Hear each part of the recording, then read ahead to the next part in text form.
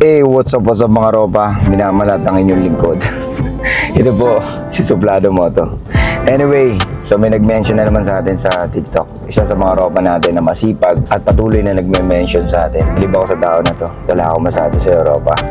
Talagang everyday meron kang pinapasa. Hindi lalampas ang isang linggo na wala kang itatag sa amin or i-mention sa amin ng mga kapwa ko content creator na gumagawa ng mga ganito. Anyway, siguro iniipon-ipon niya yung mga yon, yung bawat sagot namin, tapos titimbangin niya kung ano yung mas malupit or kung ano yung mas malapit dun sa kasagutan na hinahanap niya or kung ano yung mas nagme-make sense. Anyway, mga ropa, panoorin niyo muna to.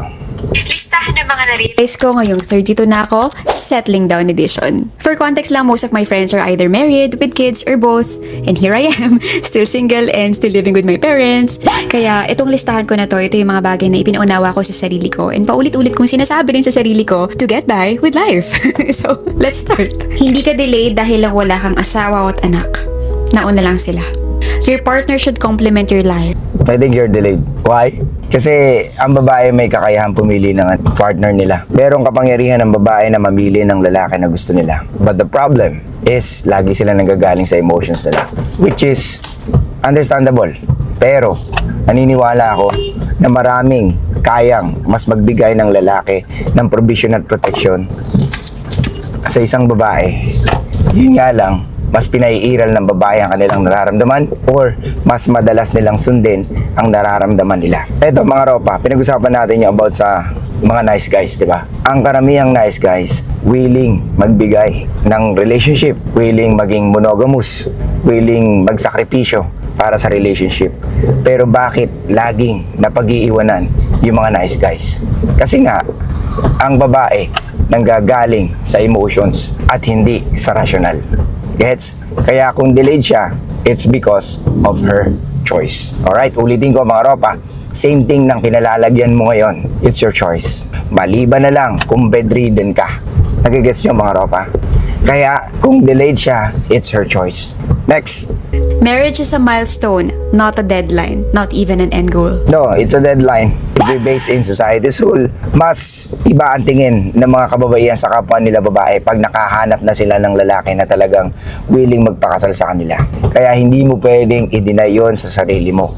Kaya nga sa inyo, pag umabot na ng 28, 29, 30, gusto nyo makahanap na ng lalaki na pwedeng magbigay sa inyo ng relasyon na gusto nyo. Kaya hindi mo pwedeng sabihin na hindi doon nababase.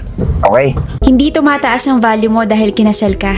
At hindi rin naman bumababa dahil... No, tumataas ang value mo pag kinasal ka. Lalo na pag nakasal ka sa lalaki na high value or yung may status talaga.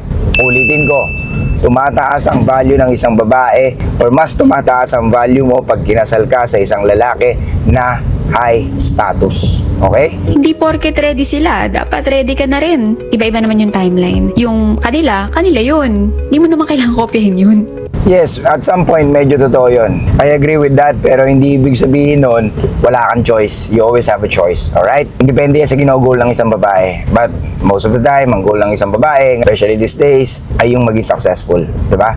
Kaya nagtataka ka ba kung bakit 32 ka na, 35 ka na, wala ka pa ring boyfriend, o wala ka pa ring asawa? It's because of your choice. Okay? Kasi ang babae, ulitin ko, sila ang may kakayahang pumili ng pwedeng maging partner nila.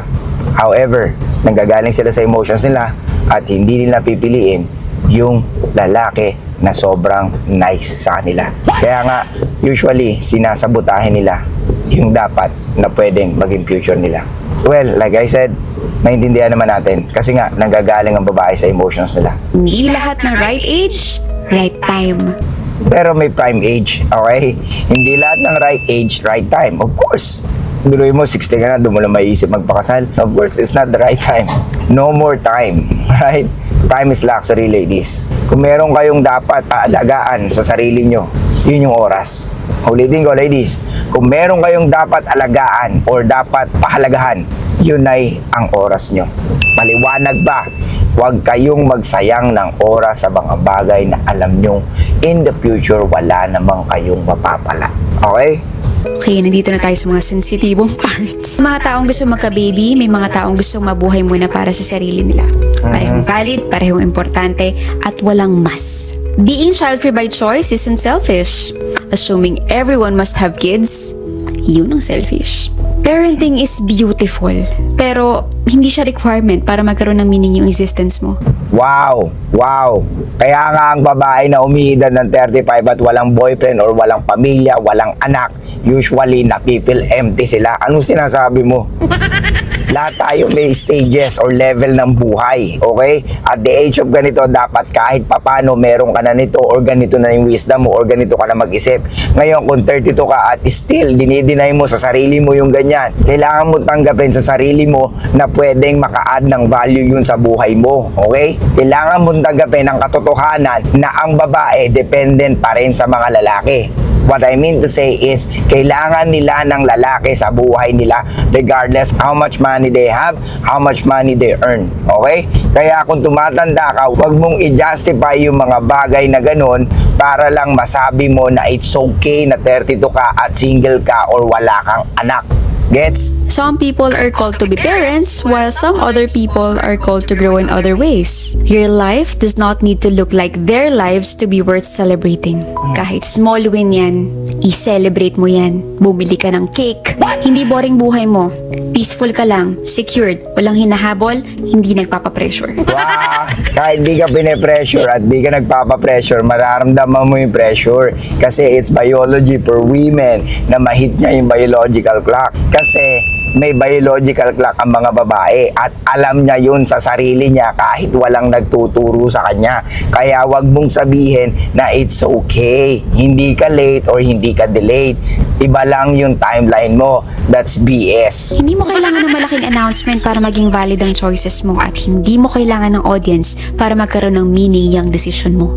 Well, kailangan ng babae yun because women likes validation and wants validation. Kaya nga kayo yung patuloy na nagpo-post ng sexy photos, sexy pictures, provocative, sumasayaw ng sexy, sumasayaw ng hot, or nagpapakita ng skin. Kasi you want attention and validation.